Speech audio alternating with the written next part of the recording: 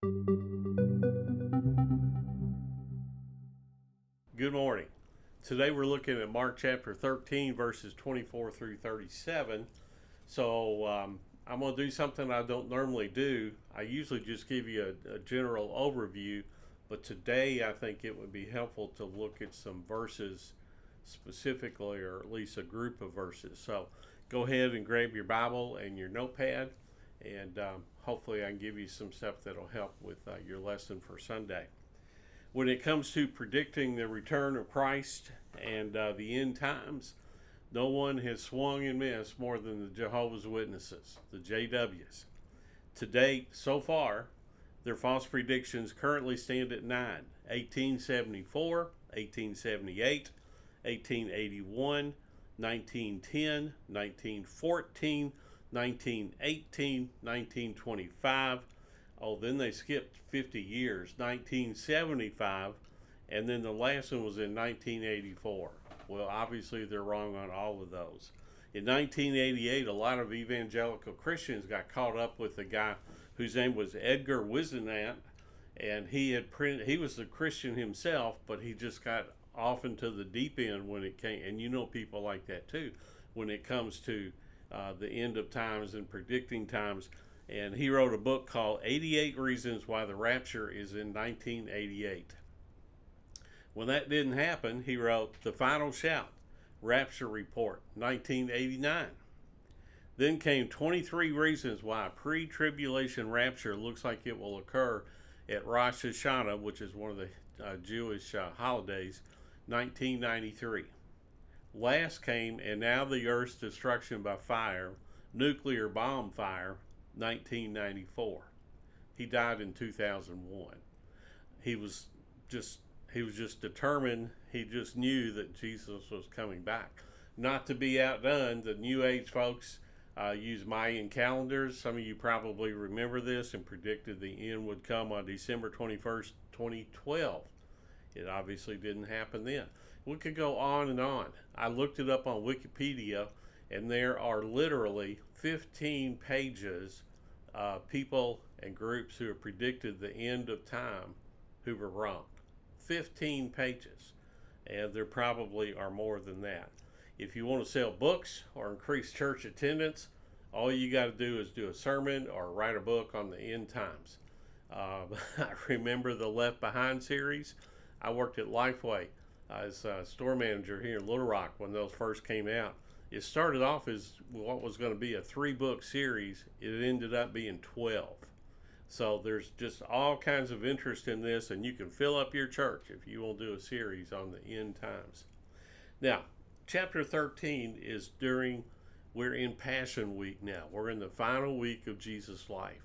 And so this is on Tuesday. This happens on Tuesday. Jesus had just left the temple for the very last time.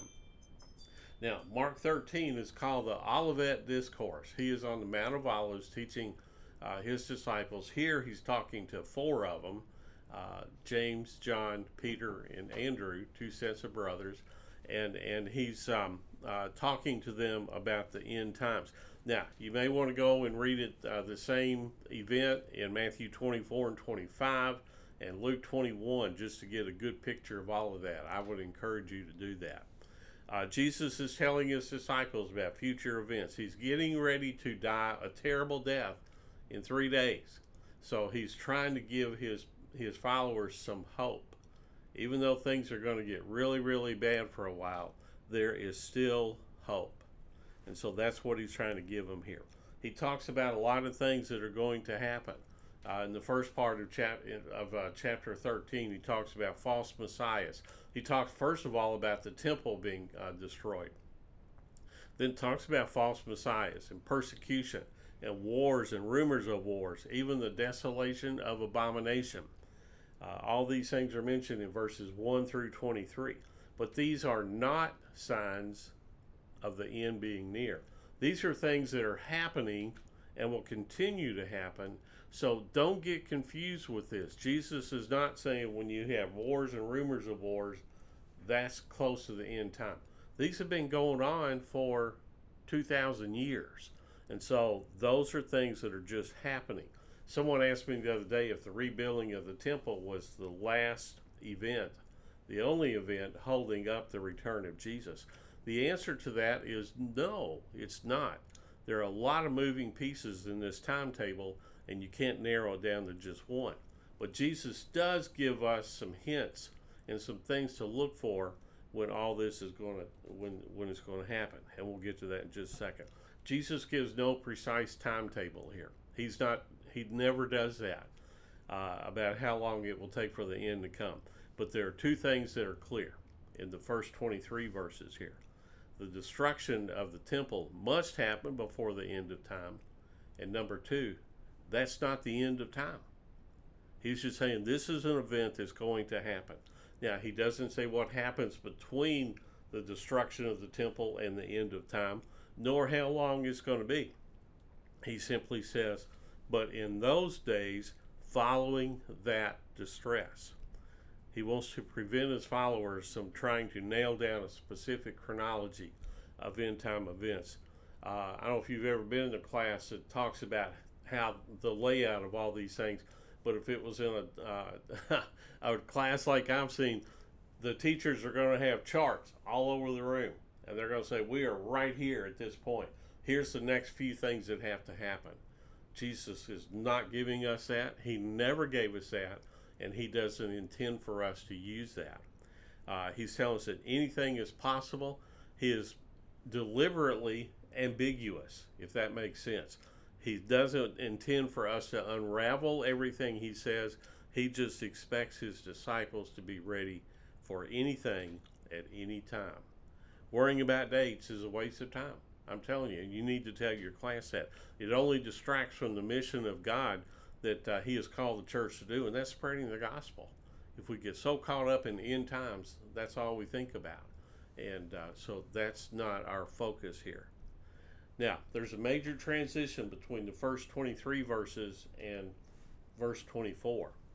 The first ones are things that are going to be on a regular basis. They're going to happen. But verse 24, he gets into some more specifics here. The signs that he talks about in the rest of chapter 13 are what are listed in verses 24 and 25. That's the key points right here, and the things that we need to make sure we look at. And you know, this is not the only time that we see the things that are mentioned here. When he talks about the sun will be darkened and the moon will not give its light, and the stars will fall. In Revelation chapter 6, verses 12 through 14, John writes, I watched as he opened the sixth seal. There was a great earthquake. The sun turned black, the whole moon turned blood red, and the stars in the sky fell to the earth. The sky receded like a scroll rolling up. Sound familiar? Just like verses 24 and 25. These are not the false signs like Jesus talked about in the early part. Excuse me. It's clear now, he says, after the tribulation, and we get the tribulation from the 7 years of time when the church is not here. You and I are going to be gone. We don't go through this stuff, but there are believers still on the earth, believe it or not. There are people who are going to get saved, who are going to come to Christ during this terrible period. So Jesus is giving this information for them so that they can see and they can watch for their hope that things are going to get better because Jesus is coming back. Now, I love verse 27. From the farthest end of the earth to the farthest end of heaven. You know what that tells us? God's not going to lose anybody. All his people, he's going to take care of. That's a promise right there. That's a promise from Jesus. Now, verse 28, verse 29 talk about a fig tree. And people get really bent out of shape when we start talking about fig trees here. This one is very, very simple, so hang on here. Fig trees are one of the few deciduous trees in Israel. Now, I had to look that word up to find out what it was. Deciduous means that a tree will lose its leaves in the fall. They will come back out in the spring. That's what deciduous means, okay? So not a big deal there. But one reason Jesus used them in the parables is because there's not very many deciduous trees in Israel, in this area here. So they were good for examples and parables. That's why Jesus used them a lot. Fig trees produce small edible buds in March, and then large green leaves start coming out in April. Now, this early fruit, these little buds, was a common food for poor folks. If there were no buds, that meant that there were not going to be any figs on that tree this year. Even if there were leaves, there were still not going to be any figs on that tree. So, what does Jesus mean by this? Just like when you see buds on fig trees, you know summer's not very far behind. Pay attention. And when you see all these things happening that he mentions in verse 24 and 27, that's when you know the end is near. We try to make something so hard out of this that's not there. There are no hidden meanings in the buds, the leaves, or the figs. Nothing there. It's just like you can tell what time of year it is. He was talking to his 4 disciples here. This will help you know when end times are coming. Okay, so it's just a point of reference type thing that he's using, an example, but nothing spiritual here, nothing other than just watch the signs. We have signs here. We know in the springtime when our cars are yellow, we know that summer's coming. That's the same type thing here. There's no extra spiritual significance to that in this story. It doesn't go on your timeline if you're keeping one. Now, verse 30 and 31, he talks about this generation. Now, who is that generation? That has confused people a lot for a lot of years. It's not that hard. This whole chapter is not, there's a lot of questions it raises, but it's not as deep, and we don't need to look for hidden meanings as much as a lot of people do. This generation can't be the disciples because they're not here anymore, and the end of time has not come. It can't be those who were alive when the temple was destroyed in AD 70. They're not here either. It must be that generation who would witness the things that he mentioned in verses 24 and 25. The sun darkening, the light of the moon not giving its light, and the stars falling from the sky. Those are going to happen somehow. We don't know how. But those are the things, that's the generation right there that is going to see the end of time. So that's simple